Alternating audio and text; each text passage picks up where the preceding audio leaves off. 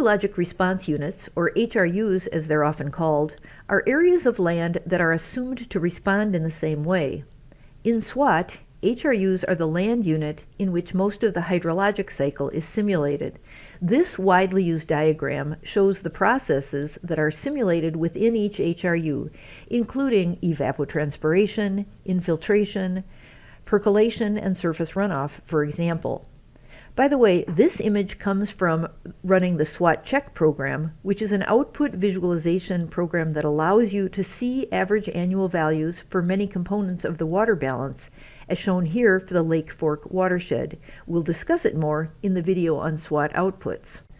To create the hydrologic response units, we need 4 GIS maps: the subbasins, the land use, which is really the land cover, such as vegetation or urban infrastructure. As you see, there are 4-letter codes, which we'll show you how to get in the next video. A soil layer is also needed, with properties for each soil type, and also the slope. Hydrologic response units are unique combinations within each subbasin of the land use, soil, and slope. When these are all overlaid in GIS, there are a lot of combinations. You see that they are each individually numbered, and this is just a portion of the table of contents. Each has their subbasin, land use, soil, and slope class. This overlay process is the beginning of defining hydrologic response units, but it's not the end. At this point, defining how the HRUs are created involves decisions by the SWOT user. Out of what is usually a very large number of HRUs, you can choose to define only one or multiple HRUs per subbasin. If you choose one HRU, it can be based on the dominant land use, soil, and slope, or on the dominant combination. A single HRU may make sense if you've chosen a small flow accumulation threshold that results in a large number of subbasins. But more commonly, SWOT users choose multiple HRUs per subbasin, so this is the default. But even here, there are a number of choices. One is to keep all the combinations that you just saw, but you can also reduce this large number by keeping only those that exceed a threshold percentage or area of the subwatershed. Let's explore this option in more depth. Setting a threshold of land use, soil, or slope results in fewer HRUs, and that may have advantages in reducing complexity of the model and making it run faster. However, it may also result in disadvantages, such as eliminating some areas of the watershed from being represented by an HRU and potentially resulting in a less representative watershed characterization. Because this is an important decision, I want to describe the HRU threshold application process. This flowchart is from the paper that you see here. Let's zoom in on various parts. The top area shows the process I just described, overlaying land use, soil, and slope within each watershed to get all the combinations. When the threshold is defined, here's what happens. First, each combination is checked against the land cover threshold, and those that don't meet the minimum are reapportioned to other HRUs. Those that do meet the threshold are checked against the land cover and soil threshold, and again, those that don't meet the minimum are reapportioned. Finally, the slope is checked, and again, areas are reapportioned to other HRUs. There are 2 additional checks to make sure every land cover is in at least one HRU and that every subwatershed has at least one HRU. Here's an example for a small, simple watershed or subbasin.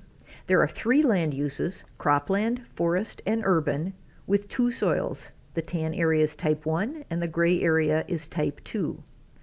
Let's apply a threshold of 20% for land use.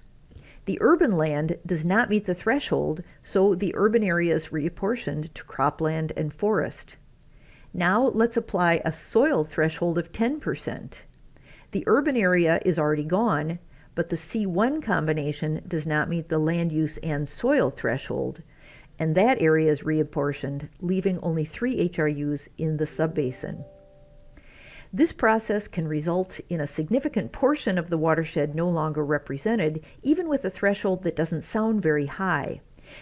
These maps from the same paper show how much of a watershed in Indiana was no longer in an HRU, shown in red. Now, does this matter? Well, that depends. This graph shows the results for 5 subbasins, but I'll just explain the first one here, subwatershed 1. The first column is the original land use with no threshold set. The second is after a threshold of 5% for land use and 5% for soil is set, and the third is for 10% and 10%. If the 25% threshold is used, the entire subwatershed has been reapportioned to be soybeans. Predicted water yield, which is the stream flow over the entire area, didn't change much with the various land use thresholds. But if instead we look at sediment yield, the thresholds make a lot of difference. A low threshold increased sediment yield due to changes in land use, while the high threshold greatly reduced sediment yield. These results certainly vary for each watershed, so it's something to be conscious of if you set a threshold. Now for the Lake Fork watershed, here are the results of applying thresholds of 5% land use, 20% soil, and 20% slope. These thresholds greatly reduce the portion of the watershed that's represented in an HRU. I want to note a couple of things here. First, this map uses Surgo soils, which are probably more sensitive to the thresholds than StatsGo. Second, the area in white is still modeled. It's simply modeled as part of a different soil land use slope combination in the same watershed. You can look at this map yourself by opening the attribute table for the full HRU layer.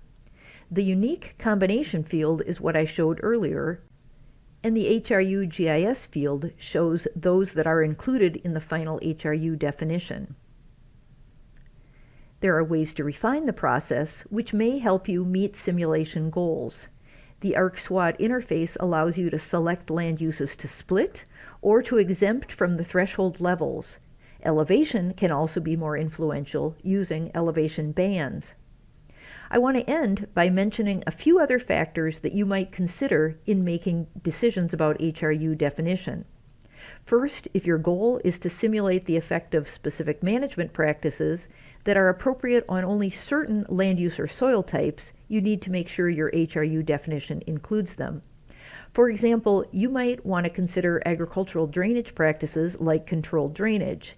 These would only be appropriate on poorly drained soils that likely have artificial drainage, so you need to make sure those soils are included in your final HRUs. Second, you may want your SWAT simulation to provide outputs for agricultural fields.